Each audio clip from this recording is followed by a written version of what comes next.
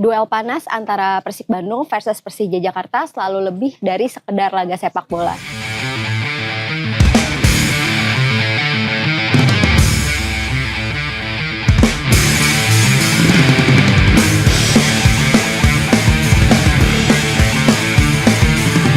Ini adalah duel harga diri, sejarah panjang rivalitas, dan kebanggaan dua kota besar di Indonesia. Stadion GBLA kembali menjadi saksi atmosfer luar biasa ketika puluhan ribu bobotoh memadati tribun pada Minggu 11 Januari 2026 sore. Sorak-sorai supporter, koreografi megah, dan chant tanpa henti menciptakan tekanan besar bagi tim tamu. Sejak menit pertama, nuansa pertandingan sudah terasa panas. Dalam duel yang kerap dijuluki El Clasico Indonesia tersebut, pertandingan edisi kali ini sukses dimenangkan Persib dengan skor tipis 1-0.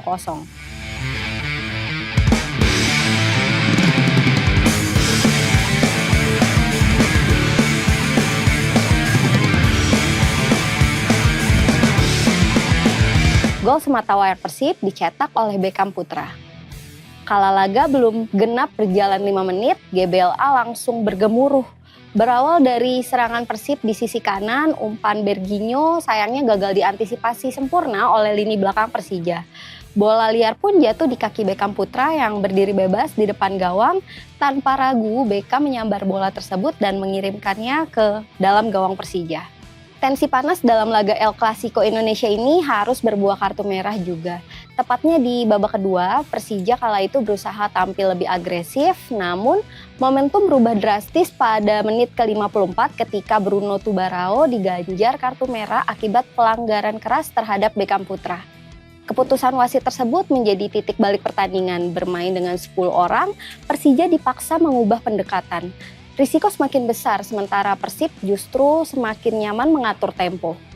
Dengan keunggulan jumlah pemain, Persib mulai lebih sering mengancam.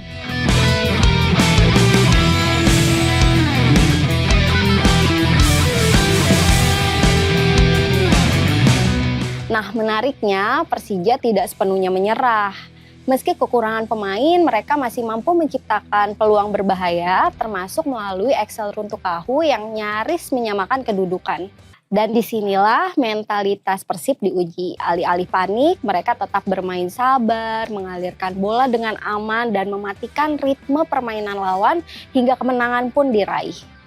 Kemenangan atas Persija bukan hanya soal gengsi karena secara matematis Persib kini mengoleksi 38 poin dari 17 laga, unggul 3 angka dari Persija yang berada di posisi ketiga. Lebih penting lagi, Persib mencatatkan diri sebagai juara paruh musim Super League 2025-2026.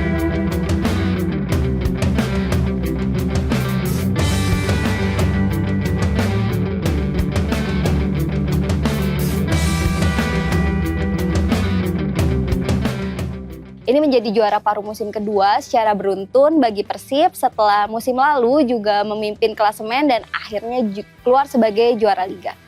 Konsistensi ini menunjukkan bahwa Persib bukan lagi tim yang hanya kuat secara emosional tetapi juga matang secara struktural. Laga ini juga menunjukkan bahwa para pemain Persib bisa jadi andalan John Hartman nantinya di Timnas Indonesia seperti Beckham Putra yang jadi pahlawan kemenangan. Namun Beckham ternyata memilih untuk tidak berekspektasi terlalu tinggi. Baginya, kesempatan membela Timnas Indonesia merupakan sebuah bonus dari konsistensinya di lapangan, sementara fokus utamanya tetap pada performa bersama Persib Bandung.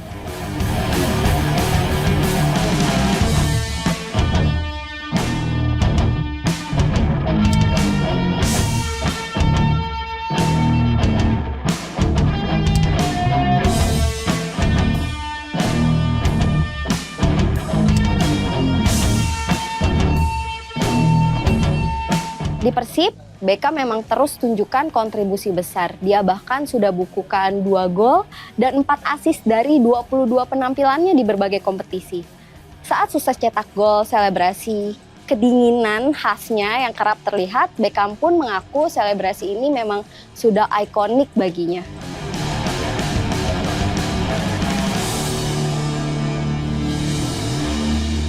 Fakta menarik lainnya usai duel Persib versus Persija datang dari Bojan Hodak. Kemenangan Persib 1-0 atas Persija sekaligus memperpanjang rekor apik sang pelatih. Bojan Hodak ternyata belum pernah kalah dalam 4 pertandingan melawan Macan Kemayoran. Sejak menangani Persib pada 2023, pelatih asal Kroasia itu 2 kali menang dan 2 kali seri. Kedua kemenangan dicatatkan di Bandung, sementara 2 hasil seri dicetak di kandang lawan. Usai laga pun Bojan Hodak angkat bicara soal jalannya pertandingan. Dia soroti selebrasi gol Beckham Putra hingga tensi pertandingan yang begitu panas dan ketat. As I said before, don't expect too many chances. This is the match like final. Nobody wants to lose. I think that at the end, they have one shoot from 20 meters. Except this, they never had a chance. We also didn't have lots of chances. We score one, we have maybe 1-2 more. And this is normal in matches like this. So I'm happy we won. Good for Beckham that he scored. And that's it. Seperti yang disampaikan sebelumnya bahwa untuk pertandingan seperti ini tidak akan banyak terjadi karena bisa menciptakan gol. Seingat saya mereka hanya melakukan satu kali finishing mungkin dari jarak sekitar 20-25 meter. Kita juga punya peluang tapi juga tidak banyak. Jadi pertandingan pada sore ini sudah menunjukkan kalau bisa seperti layaknya super final buat kita buat tim. Saya senang dengan hasil ini dan kita bisa menciptakan gol. There was no one flare, 90 minutes they sing, which is basically some like extra energy. So for Boboto today, I think this is example how should be everywhere in Indonesia.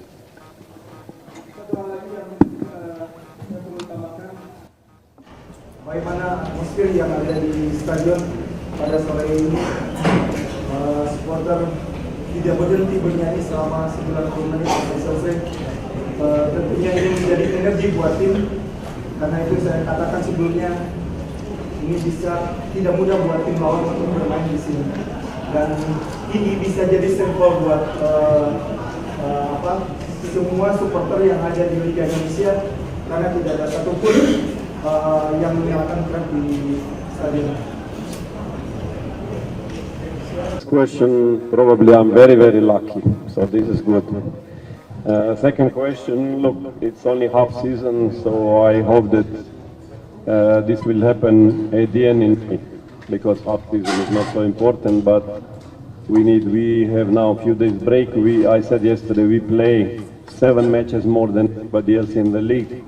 You can see that few players have these small muscle injuries, and this one coming because of when you are too tired. So basically now we have 2 weeks to recover, do a little bit physically again, and prepare for second half of the season, because again we have AFC Cup extra 2, maybe extra 4 matches, or maybe.